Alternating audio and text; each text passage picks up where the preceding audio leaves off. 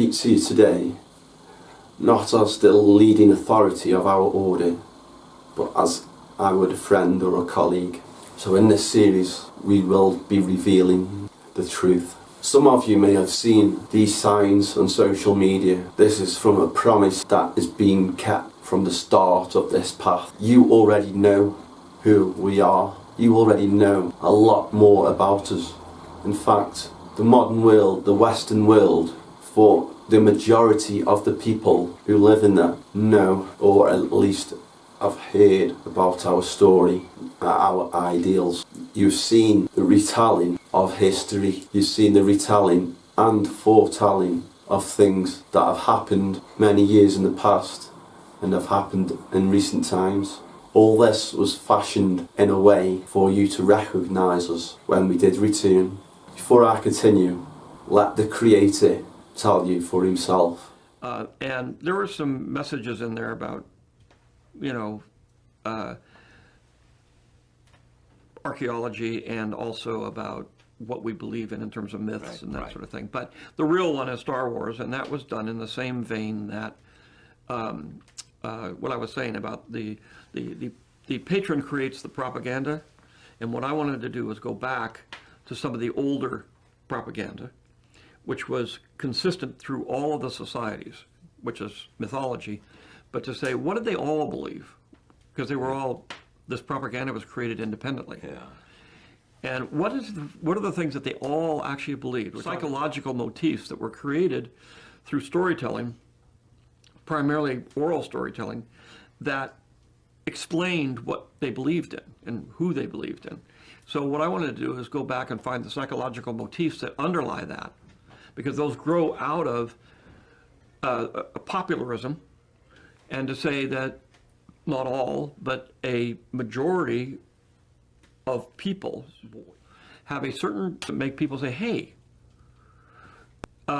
this is why we believe this stuff. And again, the crudest part of that in terms of the religious, spiritual thing is some people have taken those ideas and then distorted them, and you end up in a cult where they're using the psychological tools to make you adhere to their society, and part of it is they have to keep it closed. And to them. And to them. But it's the same thing. I mean, learned in theory, but it works everywhere except. Where did the idea of force come from? The whole thing in Star Wars was to take, ideas, psychological ideas, from social issues, political issues, spiritual issues, and condense them down into an easy to tell story of those stories. The Force basically came from, distilling all of the religious beliefs, spiritual beliefs, go all around the world, all through time, finding the similarities, and then creating an easy to deal with metaphor. Point is that in the very beginning, when you have people worshiping rocks and deer, they called it life force. They called it the Force. Right. That's what it was. And so where did the name come from? It came from basically life force. See, now you see, the story is very old. The order is much, much older.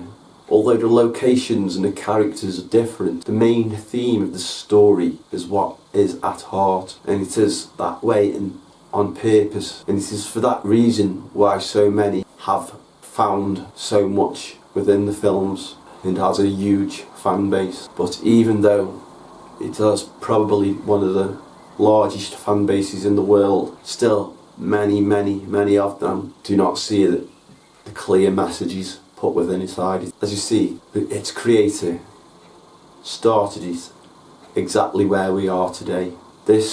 What is going on is a changing of an era. Now it's up to you, the people, as it always should be, to decide whether you want to go back to that world, a world full of greed, hate, anger, war, suffering, starvation, or want to change for the better. History forever and ever, and all Star Wars is a way of updating that idea to say, watch out, because there are people out there who don't play by the rules, and if you're not careful, you're going to lose all your freedom. And at the same time, those people who may not play by the rules because they're selfish and greedy turn themselves into evil people who don't care about other people.